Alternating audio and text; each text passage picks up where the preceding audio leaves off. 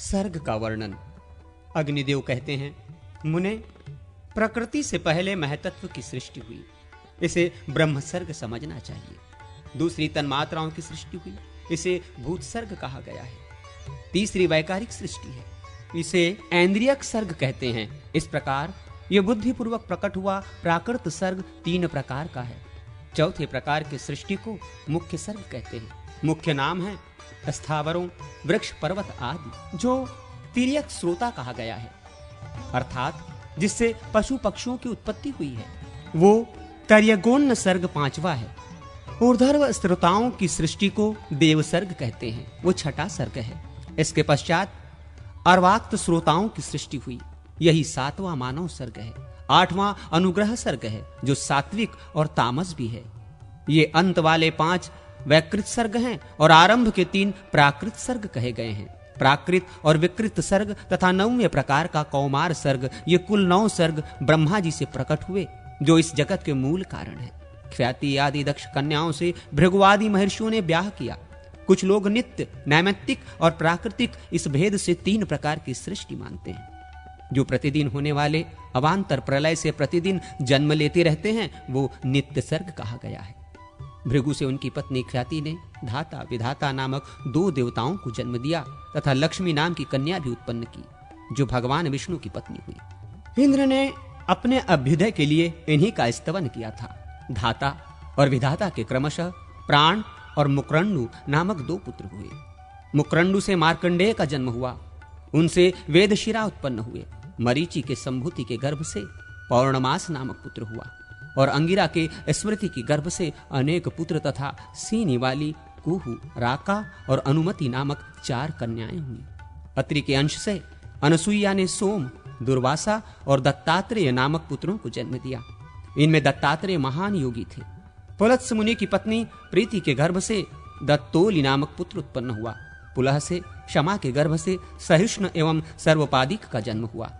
कृतु के सन्नति से बालखिल्य नामक 60,000 पुत्र उत्पन्न हुए, जो अंगूठे के पोरों के बराबर और महान तेजस्वी थे। वशिष्ठ से ऊर्जा के गर्भ से राजा, गात्र, ऊर्ध्व बाहु, सवन, अनध, शुक्र और सुतपा, ये 7 ऋषि प्रकट हुए। स्वाहा एवं अग्नि से पावक, पवमान और शुचि नामक पुत्र हुए। इसी प्रकार अज से अग्निश्वात, बहिर्षद, अनग्नि एवं साग्नि पितर हुए। पितरों से स्वाधा के गर्भ से मेना और वैधारिणी नामक 2 कन्याएं हुई। अधर्मा की पत्नी हिंसा हुई, उस दोनों से अमृत नामक पुत्र और निकृति नाम वाली कन्या की उत्पत्ति हुई।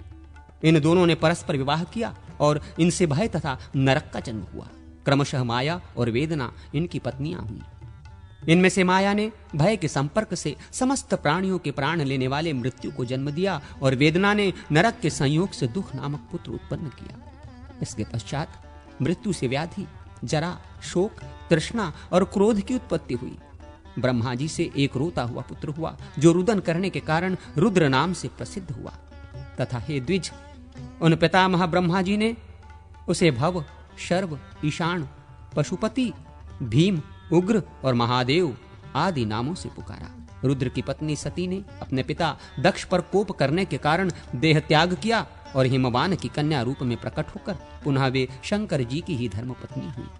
किसी समय नारद जी ने ऋषियों के प्रति विष्णु आदि देवताओं की पूजा का विधान बतलाया था। स्नान आदि पूर्वक की जाने वाली उन पूजाओं का विधिवत अनुष्ठान करके स्वयंभुव मनु आदि ने भोग और मोक्ष दोनों प्राप्त किए थे।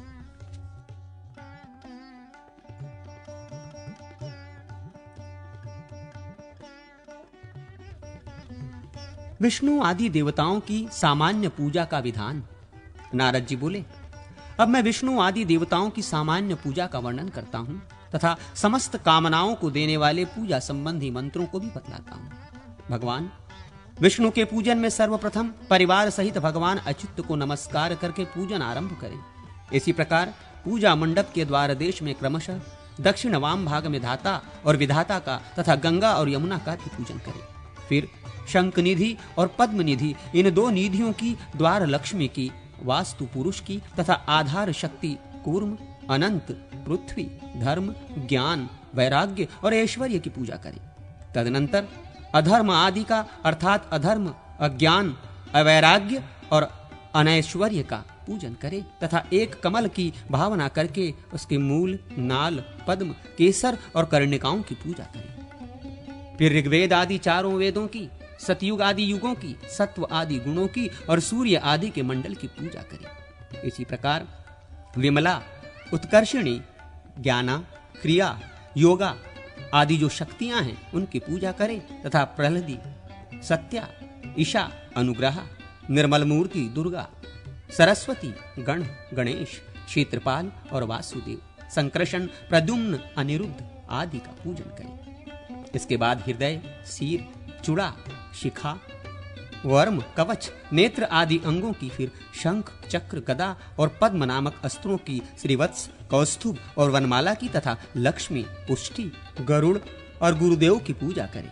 तत्पश्चात इंद्र, अग्नि, यम, नृति, जल, वरुण, वायु, कुबेर, ईशान, ब्रह्मा और अनंत, इन दिक्पालों की, इनके अस्त्रों की, कुमुद आदि विष्णु पार्षदों या द्वारपालों की और विश्वक्सेन की आवरण मंडल आदि में पूजा आदि करने से सिद्धि प्राप्त होती है। अब भगवान शिव की सामान्य पूजा बताई जाती है। इसमें पहले नंदी का पूजन करना चाहिए, फिर महाकाल का, तदनंतर क्रमशः दुर्गा, यमुना, गण आदि का, वाणी, श्री, गुरु, वास्तुदेव, आधार शक्ति आदि और धर्म आदि का अर्चन करें।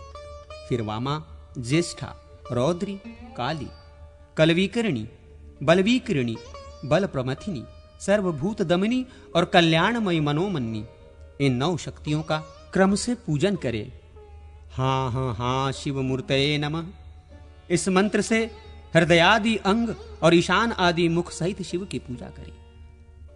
हौ शिवाय हौ इत्यादि से केवल शिव की अर्चना करे और हाँ इत्यादि से ईशान आदि 5 मुखों की आराधना करे। ह्री गौर्य नमः, इससे गौरी का, और गंग गणपतये नमः, इस मंत्र से गणपति की, नाम मंत्रों से इंद्र आदि दिक्पालों की, चंडकी और हृदय, सिर आदि की भी पूजा करें। अब क्रमशः सूर्य के पूजा के मंत्र बताए जाते हैं। इसमें नंदी सर्वप्रथम पूजनीय है, फिर क्रमशः पिंगल, उच्चैश्रवा और अरुण की पूजा करें। तत्पश्चात प्रभूत, विमल, सोम दोनों संध्याकाल पर सुख और स्कंद आदि की मध्य में पूजा करें। इसके बाद दीप्ता, सूक्ष्मा, जया, भद्रा, विभूति, विमला, अमोघा, विद्युता तथा सर्वोतमुखी, इन 9 शक्तियों की पूजा होनी चाहिए। तत्पश्चात ओम ब्रह्मा विष्णु शिवात्मकाय सौराय पीठाय नमः, इस मंत्र से सूर्य के आसन का स्पर्श और पूजन करें। फिर ओम खखोलकाय नमः, इस मंत्र से सूर्य देव की मूर्ति की उद्धावना करके उसका अर्चन करें। तत्पश्चात ओम हां हीं संग सूर्याय नमः, इस मंत्र से सूर्य देव की पूजा करें। इसके बाद हृदय आदि का पूजन करें। ओम आम नमः, इससे हृदय की, ओम अकार्य नमः, इससे सिर की पूजा करें। इसी प्रकार अग्नि, ईश और वायु में अधिष्ठित सूर्य देव का भी पूजन करें। फिर ओम भूभुर्भुवस्वः ज्वालिन्नमय शिखाय नमः, इससे शिखा की। ओम कवचाय नमः, इससे कवच की। ओम भात्र नेत्राभ्यम नमः, इससे नेत्र की। और ओम अकार्तास्त्राय नमः, इससे अस्त्र की पूजा करें। इसके बाद सूर्य की शक्ति रानी संज्ञा की तथा उनसे प्रकट हुई छाया देवी की पूजा करें। फिर चंद्रमा, मंगल, बुध, बृहस्पति, शुक्र, शनि, राहु और केतु क्रमशः इन ग्रहों का और सूर्य के प्रचंड तेज का पूजन करें। अब संक्षेप से पूजन बतलाते हैं। देवता के आसन, मूर्ति, मूल, हृदय आदि अंग और परिचारक, इनकी ही पूजा होती है। भगवान विष्णु के आसन का पूजन ओम श्री श्रीधरा हरि ही, इस मंत्र से करना चाहिए। इसी मंत्र से भगवान विष्णु की मूर्ति का भी पूजन करें। यह सर्वमूर्ति मंत्र है। इसी को त्रैलोक्य मोहन मंत्र भी कहते हैं। भगवान के पूजन में ओम क्लं ऋषिकेशाय नमः, ओम विष्णुवे नमः, इन मंत्रों का उपयोग करें। संपूर्ण दीर्घ स्वरों के द्वारा हृदय आदि की पूजा करें। जैसे ओम आम हृदयाय नमः, इससे हृदय की। ओम ईशिरी से नमः, इससे सिर की। ओम ओम शिखाय नमः, इससे शिखा की। ओम ऐं कवचाय नमः, इससे कवच की। ओम ऐं नेत्राभ्याम नमः, इससे नेत्रों की। और ओम ओम अस्त्राय नमः, इससे अस्त्र की पूजा करें। पांचवी अर्थात परिचारकों की पूजा संग्राम आदि में विजय आदि देने वाली है। परिचारकों में चक्र, गदा, शंख, मूसल, खड्ग, श्रांग, धनुष, पाश, अंकुश, श्रीवत्स, कौस्तुभ, वनमाला, श्री इस बीज से युक्त श्री महालक्ष्मी, गरुड़, गुरुदेव और इंद्रादि देवताओं का पूजन किया जाता है। इनके पूजन में प्रणव सहित नाम के आदि अक्षर में अनुस्वार लगाकर चतुर्थी विभक्ति युक्त नाम के अंत में नमः जोड़ना चाहिए। जैसे ओम चक्राय नमः, ओम गदाय नमः इत्यादि। सरस्वती के आसन की पूजा में ओम ऐदैव्य सरस्वतये नमः इस मंत्र का उपयोग करें और उनकी मूर्ति के पूजन में ओम हिम दैवय सरस्वतये नमः इस मंत्र से काम लें। हृदय आदि के लिए पूर्ववत मंत्र हैं। सरस्वती के परिचारकों में लक्ष्मी, मेघा, कला, तुष्टि, पुष्टि, गौरी, प्रभा, मति, दुर्गा, गण, गुरु और क्षेत्रपाल की पूजा करें तथा ओम गम गणपतये नमः इस मंत्र से गणेश की, ओम ह्रीं गौर्यै नमः इस मंत्र से गौरी की, ओम श्री श्रीयै नमः इससे श्री की, ओम श्री त्वरिताय नमः इस मंत्र से त्वरिता की, ओम ऐक्लीसौ त्रिपुराय नमः इस मंत्र से त्रिपुरा की पूजा करें।